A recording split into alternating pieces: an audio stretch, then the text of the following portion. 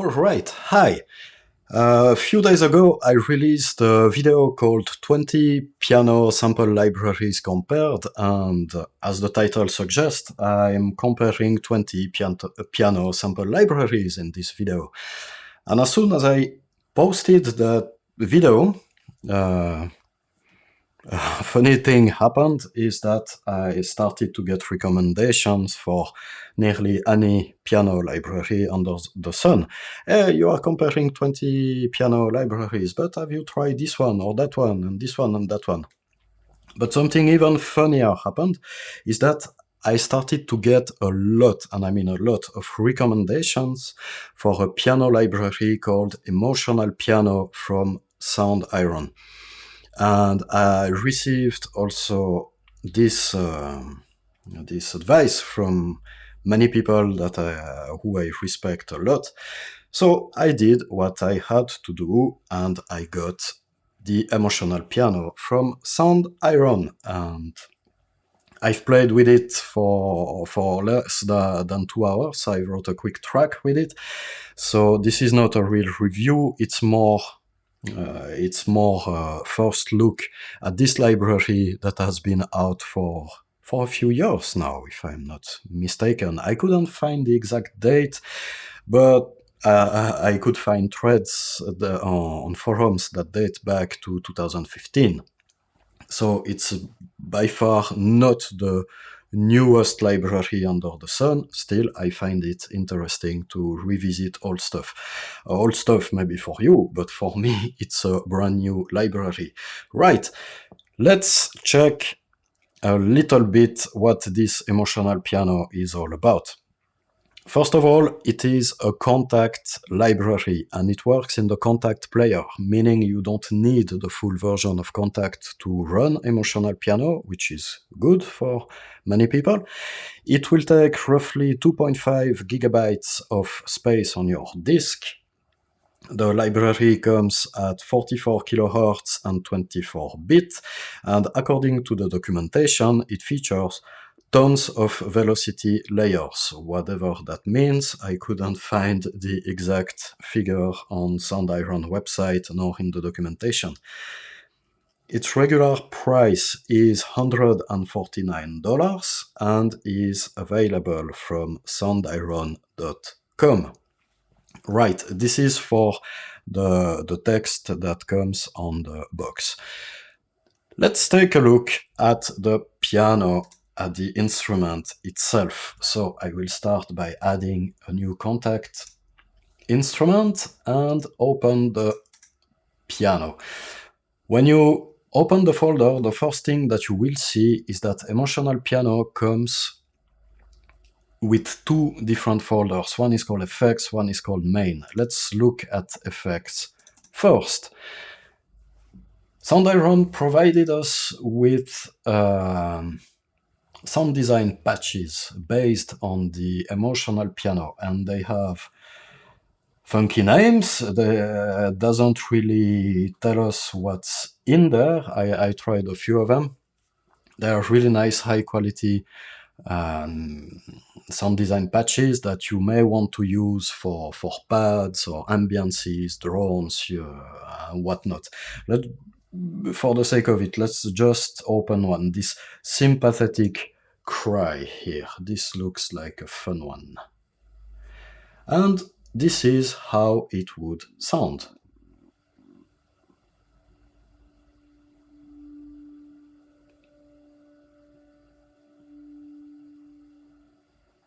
Okay, that was maybe a bit quiet. Let me raise the volume a little bit. Let's go again.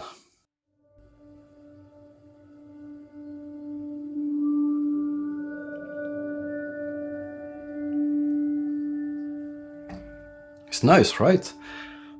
I will let you explore the patches or find videos on the web that go over them. This was not my main interest in getting the piano library. It is all about the piano itself. So let's open the main. And compared to other piano libraries, we do not have one patch, we have several of them. So the main piano would be this one, the one just called Emotional Piano. So let's open that one. And what can we see here? This is the UI, and it has several controls that you find on many different pianos, except for this vibrate one I will show you in a bit. And the default patch, I will raise the volume a little bit also here. This is how it sounds by default.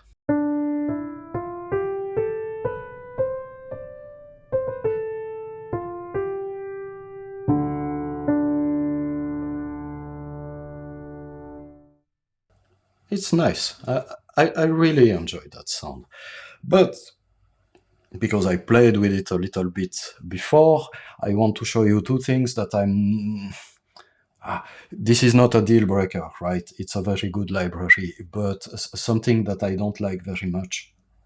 In this default patch, Emotional Piano, I find that by default, the release samples are a bit too loud, and especially we have some kind of strange metallic vibration at the end of certain notes. It is the case with A3, for example. I will try to make you listen to that. Listen at the end of the sample when I release the key. There is this this metal thing vibrating that I don't like very much.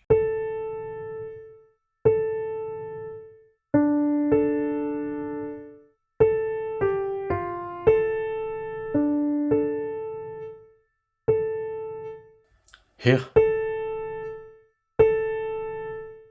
Okay, but this is not a big deal because we can change the release volume here. It's by default at minus 12 dB. I found out that if I go around minus 30, this sound that I don't like disappears.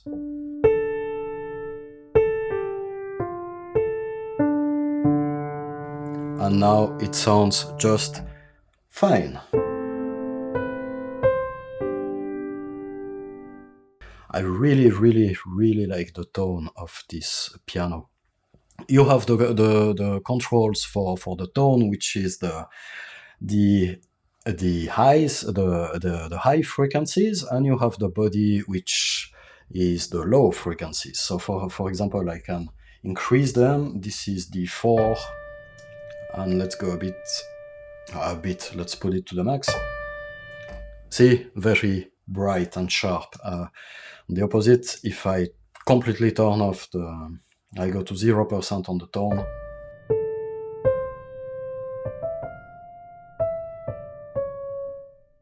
Now we have this really dark tone. And same goes for the body. I can boost the bass or completely kill them off.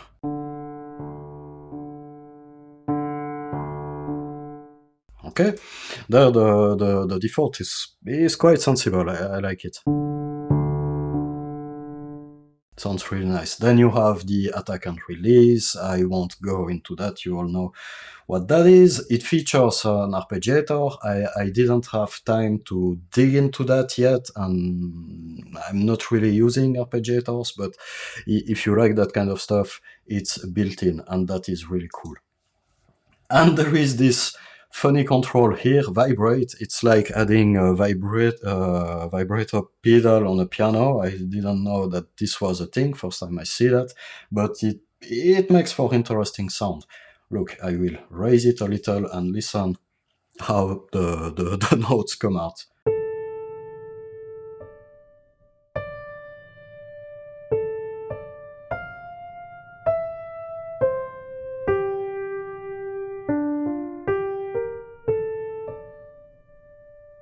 It has this vibration in it, which sounds totally unnatural, but it's nice. It's nice. I totally see that sound in a hybrid Q.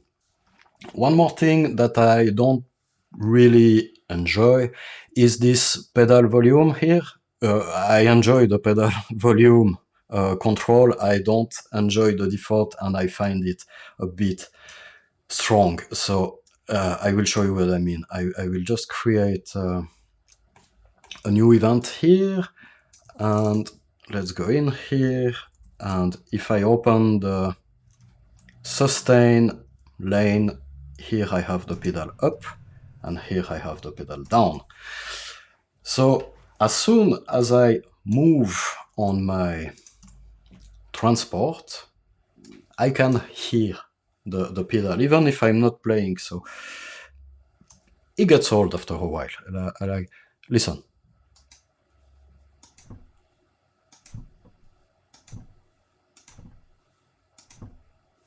Okay. You always have the by default the volume is a bit high, I find, so you can decrease it. Right. So this is for the regular piano patch. It's the piano itself is provided with other patches. You have this ultralight one. So look at the default one is 0.7 gigs of RAM. If I open the ultralight one, is only 250 megabytes of RAM. And going through the documentation, they say it's because it has less velocity layers. So the light patches don't have tons of velocity layers. They have maybe a third of a ton, whatever that is. I still find the sound really, really good.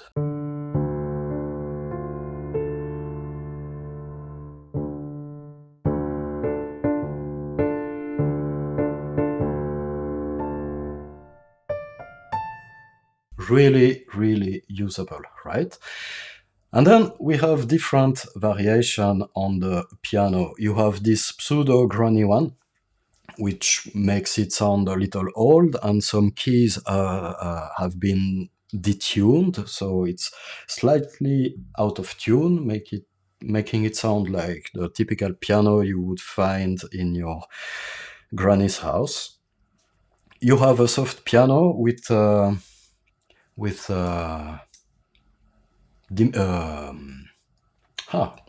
forgot the word. Yeah, I speak French normally, so diminished. So, okay, you have a smaller velocity range. It doesn't go up to 127 by default. It goes to 90, and the piano itself sounds a little more quiet. So let me boost the volume so you can hear something.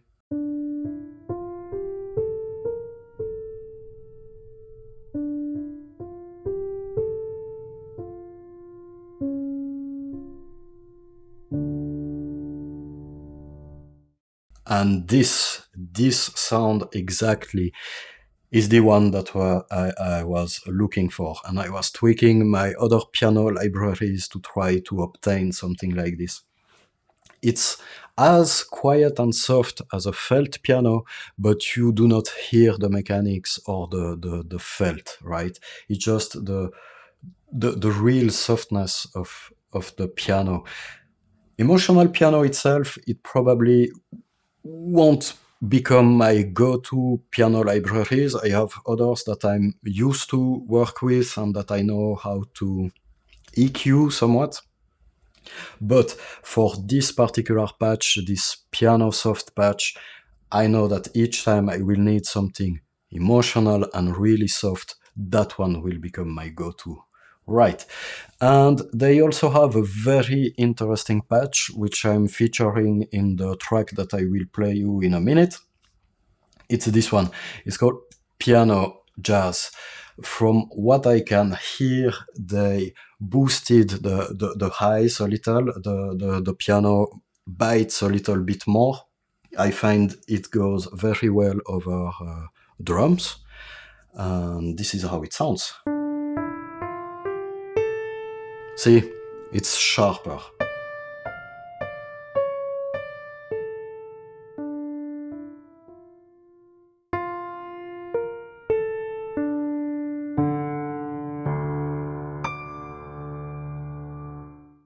Right. I really, really like this one.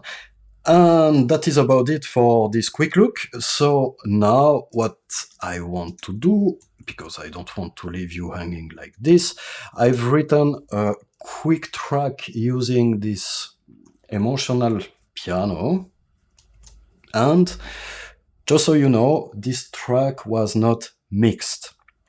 It's the sound of the piano that comes right out of the box. So let me just remove all the processing that I've added on top of it, so we make sure that we hear the piano as it is. And before, I was telling you that this jazz piano goes really well over drums, so this is why I've added a drum line at the bottom here. So 3 patches.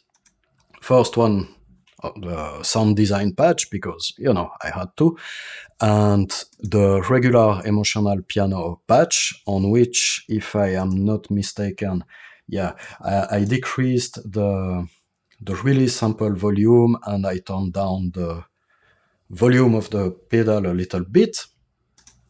And we have the emotional piano jazz patch in the second part of the track.